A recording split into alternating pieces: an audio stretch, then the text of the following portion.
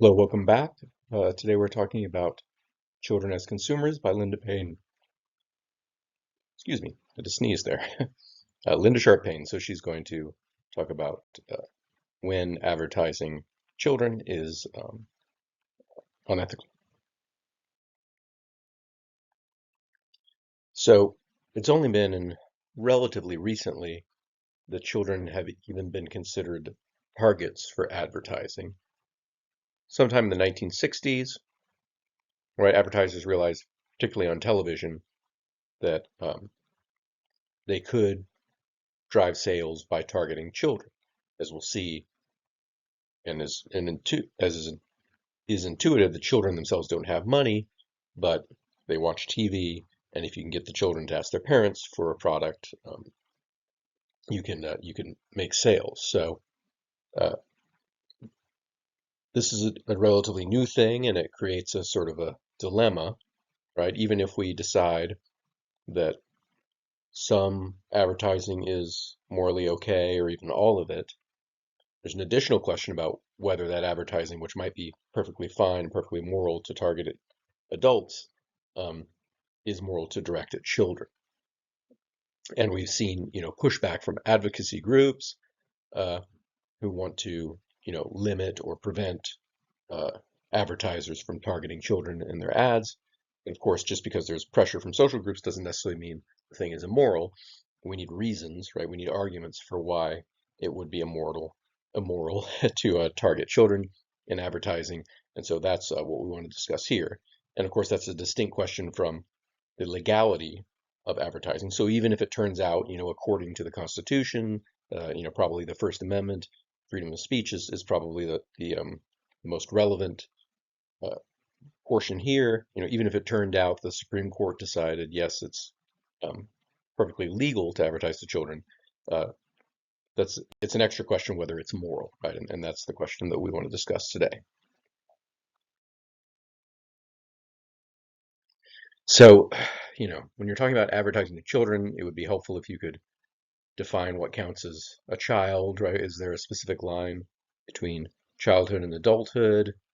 How would we know when an advertiser has crossed that line and is now advertising to a child instead of an adult? That's obviously going to be a tricky question and a fuzzy sort of line, but there doesn't necessarily have to be a clear distinction. Uh, and in fact, what Paine here wants to focus on is not so much the age, but the conceptual abilities of the child. So it's possible that, as it so happens that all humans develop certain concepts at roughly, equivalent ages. Obviously, with some wiggle room here and there, some of them are more develop more quickly than others. There might be, adults with mental disabilities that have the conceptual capacities of a much younger uh, child that didn't have those disabilities. So yeah, there's no strict line, but Payne wants to focus on, she thinks the key thing here, and the key thing that most children don't have that adults do have, is the ability to entertain and understand certain types of concepts. Right? You know, chief among them, do they understand what an advertisement is, right? That it's trying to make them do something, right? Can they critically evaluate the advertisement to decide whether they really want the item that's being advertised? Do they even understand what's involved in buying a product? Right? These are just some of the concepts that would be necessary, you might think, for an advertising to be moral and rather than, just pure manipulation or deception. So, um, typically, right, if you ask, if the ad says, "Hey, kid, go ask your mommy to buy a Barbie," um, typically we don't think that ads should be allowed to do that, right? We do think it's sort of immoral because the kid doesn't really understand that the TV isn't talking directly to them. They don't understand that mommy's got to pay money for this thing and so on, right? They just don't know what's going on. But most ads aren't that blatant, right? They might just have a colorful cartoon, right? That of a certain cereal with a bunny eating the cereal, Um, is that immoral, right? Or is that immoral? And that's the question we want to address. So, as I've already kind of alluded to, the issue of whether and when advertising children is moral is complicated by the fact that it's not exactly clear who's targeted by the ad. So we think that targeting children specifically would be wrong, right? Um, but suppose, you're watching TV with the family and an ad comes on for shaving cream. Well, the child is there watching the ad. Is the ad therefore targeted at them? Um, Arguably not, right? The child doesn't need shaving cream, is not interested in shaving cream, doesn't want the shaving cream. So, you know, you want to say that it would be okay to have ads directed at adults while the child is in the room. So figuring out who is being targeted is a slightly tricky question. You could also imagine an ad for toys that is targeted at parents, right, who are the purchasers of the toys. And you wouldn't think that was necessarily immoral because parents do have to buy toys for their kids and they would like to know about what, products are available and so on. Um, but there does seem to be, a subcategory of ads that are designed to captivate children's interest, right, with colorful cartoon characters and things like that. Um, the style of advertising, the style of editing and all that stuff. That's, targeted at capturing the imagination of a child, and then the goal is to influence them to then turn around and tell their parents, "I want to eat Frosted Flakes, right? Can you buy Frosted Flakes at the store?" Um, so that's the sort of, that's what we're imagining as the kind of targeting that they're doing. And then again, that's the question is that immoral, right? To try to get a child interested in a product so they can then influence their parent to go buy it. Sometimes the child has some kind of allowance. Maybe the child could buy things directly as well, but typically not that much. So there have been arguments for the morality of advertising for children from, advertising groups, advertising lobbies. Um, the Paine offers a quote from one of these groups, and the basic argument is, look, the ad is providing information to the child, right, to allow the child to understand, form personal preferences when it comes to making choices in the marketplace, right? It's good training for the kid to learn to be a savvy consumer. Right? So the idea is basically that the advertising is serving the same function for a child as it does for adults, right? But just, a little shift in tone, you know, smaller words, more colorful characters and things like that. It's more appropriate to children. But the argument from the advertisers is it's not doing anything different for children than it would for adults. It's letting them know about a product and helping them to, make uh, choices in the marketplace. So, Paine is going to sort of pick apart this argument and show that she doesn't think it's a very good one, right? The assumption here is that children are no different than adults when it comes to economic decisions, but of course that's not true at all, right? Children are very different than adults.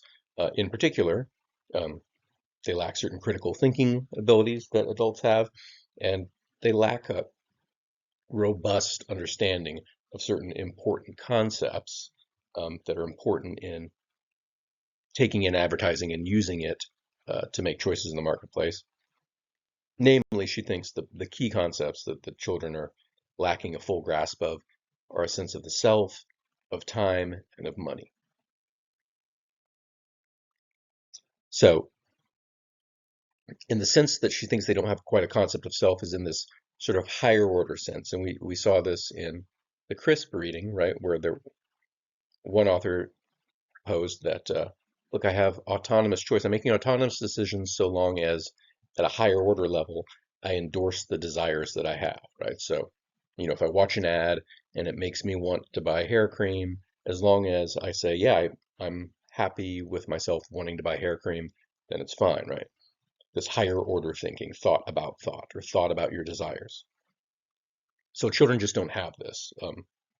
About age 5 is when they start to do some kind of higher order thought. And this is called the false belief task, right? So this is one psychological sort of study that shows when children are capable of higher order thought, being able to understand mental states, right? Um, so the false belief task goes something like this. This isn't in the article, but to help you understand um, what she means and what children lack, right? So imagine you got some puppets or something, right? So you got the kid is the subject, and you're studying the kid to see if they can figure out what mental states are. So you tell them a little story and you got some puppets, right? Say, here's little Johnny, and little Johnny takes the I don't know what that is in the picture, the cookie or whatever, puts it up in the cupboard, right? Puts it up in the green cupboard. Then Johnny leaves the room. Now mommy comes along, takes it out of the green cupboard, puts it in the blue cupboard, right? Now here comes Johnny again. So Johnny didn't see what mommy did. Now where is Johnny going to look, right, for the yellow thing, whatever that is, the cookie? Um, Kids over 5 will answer exactly as you answered, and they'll say, well, he's going to look at the green cupboard. He thought it was in the green cupboard. He didn't know that his mom moved it, right? But kids under the age of 5, um, they don't do that. They say, well, he's going to look in the blue cupboard because that's where it is, right? They don't have the concept that Johnny could have like a false belief in his head, right? They don't quite understand that people carrying around a picture of the world in their heads that could differ from the actual world, could differ from the picture you have in your world. So if you don't understand that, you don't understand what beliefs are, because that's just what beliefs are, right? They're mental representations of the world that may or may not be accurate, right? So this is, a relatively sophisticated ability that you don't get until you're about 5, right? Um, and Paine here is saying if you don't understand that, you don't have a higher order thought, and so you can't endorse the desires, right, that are given you by the advertisement. And this, would be bad, even according to Crisp, that was bad. Another concept uh, that children don't quite understand and that is pretty important in making decisions in the marketplace is the concept of time, right? So economic choices happen within time, and maybe you didn't think of it or notice it before, but it's a crucial part of being a savvy consumer is thinking about, okay, what do I want now? What do I need now? What am I going to need in the future? Right? What is my income like if I buy this thing now? Uh, is that going to help me or should I buy it later? Um, you have to be able to think of yourself as yourself over time, think about your own needs and your desires changing through time, right? So first of all, kids can't even think about their own mental states, their own desires. That's going to be a problem. But also, if they can't think of them changing through time, how they're going to be affected in the future by the purchases they make now, they're not really going to be able to respond to advertising um, in an appropriate way. Right? So children have a lot of trouble with this stuff. They have trouble projecting the future, understanding temporal relations. Um, I, I have a kid, and she doesn't see a contradiction in saying, well, yeah, I do want to go to t-ball practice, but also I don't want to leave now. I say, no, if you don't leave now, you're not going to make it to t-ball practice. No, I want to go, but also I want to finish my, game that I'm playing, right? So they just don't quite understand how time works in that way. And without that basic idea of how time works, you can't really be a rational consumer, and so arguably not a target that would be appropriate to advertise to. And finally, children have difficulty understanding uh, the basic arithmetical concepts around money, right? So, you could tell them, oh no, $5 is too expensive for that candy. You can't have it, right? And then later, um, you know, they'll think that $5 is too expensive for a car too, right? They don't quite understand these sort of relations. Um, and part of being a rational consumer is understanding money and understanding some basic math, right? How much, sure, I want this thing, but how much is it worth in money? You have to be able to map, right, numerical values onto your desires and do a little decision theory, and kids can't do that.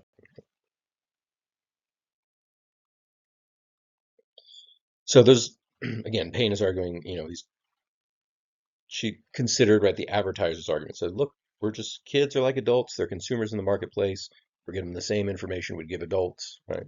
Well, kids aren't like adults, Paine argues, in the marketplace. They don't have the concepts it takes to be normal consumers, right? Um, so who is the consumer? That's is another tricky question when it comes to advertising to kids, right? Because unlike adults, right, who take in the advertising, make a decision, and then go purchase the product or don't, the kid is watching the advertisement, right? The advertisement, again, is clearly targeted to them with the cartoon characters and stuff, but then they can't go buy the product. They have to go convince their parent to buy the product, right? So this is a sort of special kind of consumer here. It's a sort of um, like the parent wouldn't necessarily buy it on their own, right? If the kid didn't ask it for them, and the kid can't buy it on their own, and so it's not neither one necessarily is the consumer. It's a sort of conglomeration of two beings, right?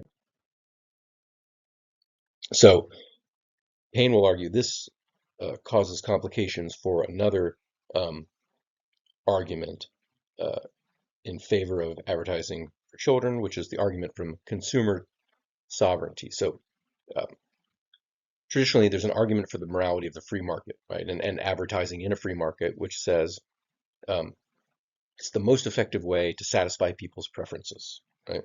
Um, Now, we've seen arguments that advertising doesn't necessarily satisfy your preferences. It like inserts preferences in your head, like in a non-rational way, right? Um, and so for that reason, it's immoral because it's not making you sovereign, right? So the idea is the consumer is king and the market will serve you, right? It's serving your interests, and that's why it's good, right? It's creating a world of products for you according to your whims, right? So is this the case for children? Is the question, right? Is the market serving them in this way? Paine argues no, right? Because child advertising works by causing a parent to purchase a product that they wouldn't have purchased otherwise, right? By activating a desire in their child for that product. What happens is no one ends up happy in this transaction, right? So um, the desires are very easy to activate in children, right? If they've done studies on this, and you show a kid an advertisement, say, do you want that thing? They always say yes. Yeah, I want it. I want it. I want it. Right. And the desire is not in any way sort of limited by a sense of self or time or money, right? It's just like, yes, yes, yes, I want it all, right? So once that desire is activated in the child, which is pretty easy to do, now you've got the parent, and parents are naturally going to want to satisfy their child's desires. Of course, good parents don't satisfy all their children's desires, but there's going to be an innate and immediate response to say, well, I want my child to be happy, you know. Um, but this dynamic creates either a purchase that the parent is not really happy with, right, that wouldn't have bought otherwise, or a child that gets denied and a parent that's unhappy in that sense for having had to deny their child.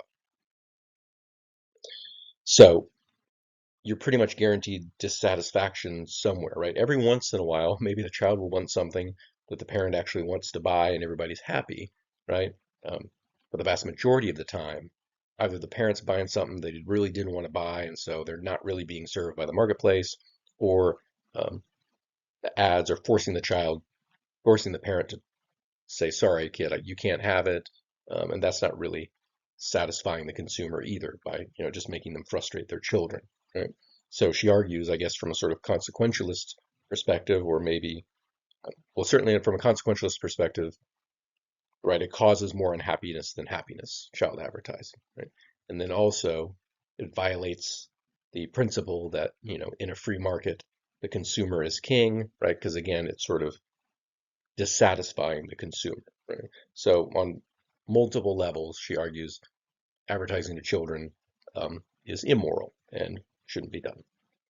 See you next time.